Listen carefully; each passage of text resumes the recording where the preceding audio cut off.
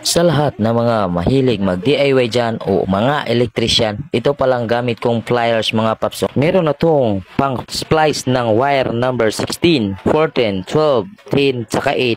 Yan namang tinuturo ko mga paps. Yan pala ang pang-cutting ng wire natin mga paps. Try nga natin kung proven and tested ba talaga. Oh, di ba?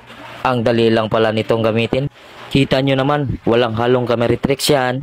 Parang magical pliers pala tong gamit natin mga paps. Oh, tingnan nyo, ang dali pala nitong tiklupin. Oh, di ba? Oh, see? Easy. Madali na lang dalhin kahit saan mo pagpunta. Try nga natin ito sa 10mm na bolts. Oh, see? Di ba? Ang dali lang pala nitong gamiting pliers na to mga paps. At kung gusto nyo itong i-fold, yan lang pala ang lock mga paps. Oh, tingnan nyo. O, diba? Ang dali lang pala nitong gamitin. Sa gustong mag-order, just click the yellow basket for checkout.